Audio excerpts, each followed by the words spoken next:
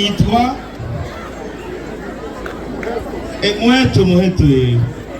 Muheto jambo. Niko nakumbuka Muheto juru mtoto wangu wa mwisho wakati alikuwa anafanya makosa, wakati yote nilikuwa namwambia kavunu Muheto. Na leo mimi nafika Muheto. Bayitagasereka chimanga jasa. Ndashaje.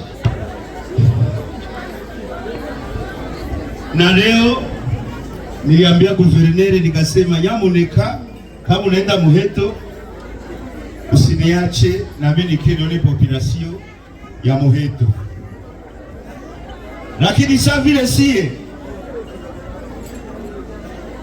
tunatembea na bunduki na tunatembea na Mungu.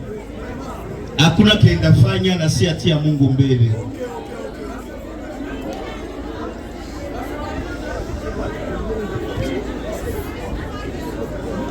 Dusenge maana Nyagasani, tunakushukuru sana kuona sie wote tuko hapa Muheto na bayobozi bacu. Maana Nyagasani urakoze cyane kuona ko ibyo twagusabye kuva mbere, ariko wategereza iki ariko urakoze cyane kubona uduhaye amahoro. Waduhaye ibijumba, uduha ibirayi, uduha imiteja, uduha ibishyimbo.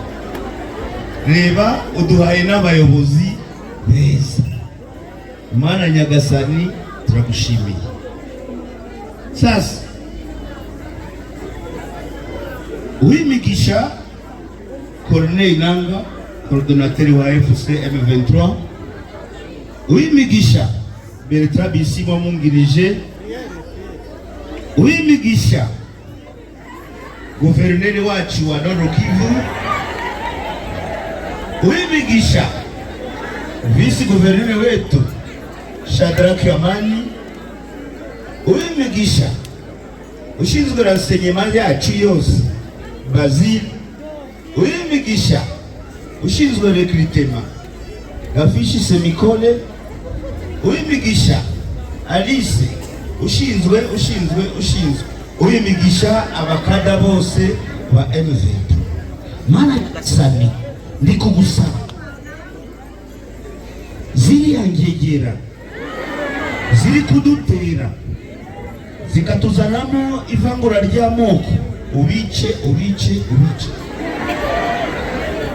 Mana Nyagasani ndabigusaba utwicire ziriya ngegera zishaka kutwica kubera ururimi tuvuga.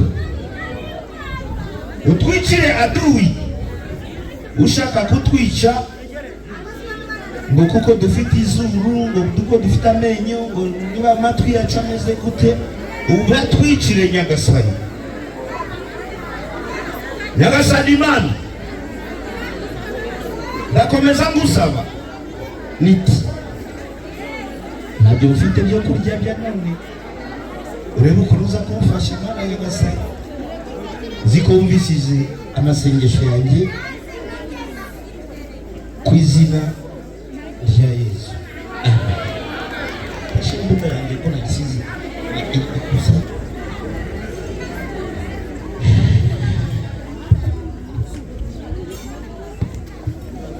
murakoze cyane. AFC M23 turabakirisitu. Abari hanze nibo bumva ngo rebellion, ngo ni rebellion. Oye, ntabwo ari rebellion. Do mwese murari yebote muko na sante ya muzuri. Abo muri kubona hano ni ingabo zacu, dufite polisi, dufite local defense, mbese dufite byose kugira ngo ubuzima bwacu ubugende neza n'abayobozi bacu.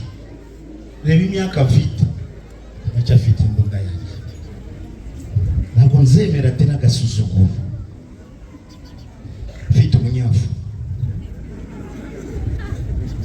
hari ingegera ibyo zishaka.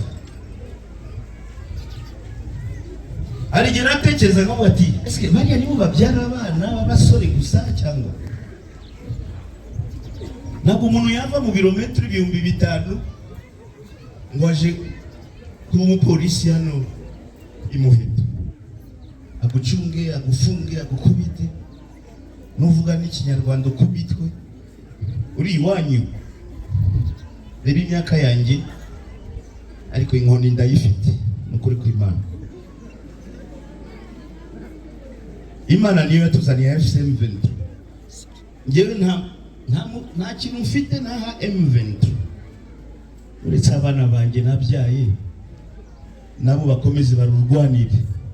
Sina ingine sadaka kabisa. We shumbusho abana shumbusho pita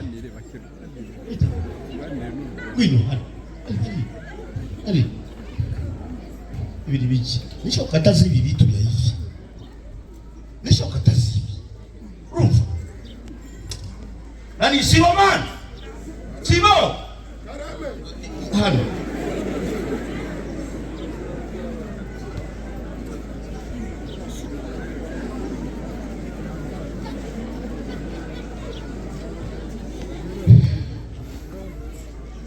ejo twaraganiriye nimugoroba warabyumvise iyo ni yanjye namwe mugende mushakizayo. Nawaza tulisumulia jana muliitika nasema na nani ejo nitwaganiriye nyie bote munenda mafunzo juru hatutakata recrutement hata siku moja so ya turekrita buri munsi ujuje imyaka 18 ku bushake bwe kinjira mu ngabo zacu. Ibi byose ni kubera izira ngegera. Ejo bundi hari umuntu wamamagaye Kinshasa ariko mumeze mute ndabyo ati tumeze neza namwe mumeze gute ngo nabo bameze neza bigasaba ariko umwaka wose umwaka n'igiki ngo yajasa tuzaza mu myaka 2 cyangwa 3 tuzaba turi kumwe aho ngaho ingoma nkamubaza muzaza n'izihe ntwaro se mutakoresheje no tuzicara gutya tubategereze cyangwa tuzabasangaho muri mitamenya ko abantu bose bahunze abantu bose basize bakoze amarorerwano nibyo biri mu mitwe yabo ngo mu myaka 3 tuzasubira igoma udwa imyaka 3 tena mu myaka 2 turi kumwe igoma muzabigenza se gute kugira ngo mugere intuze imuheto cyangwa igoma sasa we uko na miaka ngapi? Niko na 18 ans. Nawe nami niko na 18 ans. Niba mapasa wangu na wote batenda jeshi. Sina ingine sadaka ya kupana hapana watoto kwetu. Wanacheza muziki, ndio kazi yao. Sio? Wewe unafanya muziki. Do ni muziki. Do review acha di muziki. Do yuko ile. Wewe una nani? Akujichapa ya hii turu mnacheza muziki ya mwisho naso wababyaye birahindutse muziki ya mwisho nimurangiza munaenda mafunzo chanzo basoda ya FC23 balishaanza lipiwa ndachunga franga zenu za mwanzo mie huyo hapa na mama yenu anaenda kushamba yasote tutachunga franga zenu muko bawili salele ya changa mutakuwa natuma franga zenu nyie mnaendelesha fanya kazi ya chama sawa. Kuko mwenye nilikaza mwenye atapenda bakia na bakia ateko na miaka 18 kama upendi jeshi na bakia. FC23 haina besoin ya jeshi zenye kukaza mtu kitu hatukazake mtu. Mko tayari? Leo mnacheza muziki yenu ya mwisho na kisha tunaachia pale. Mwende pale fasi ya repetition. Fupi wika. Pita. unachezea repetition wapi? Pale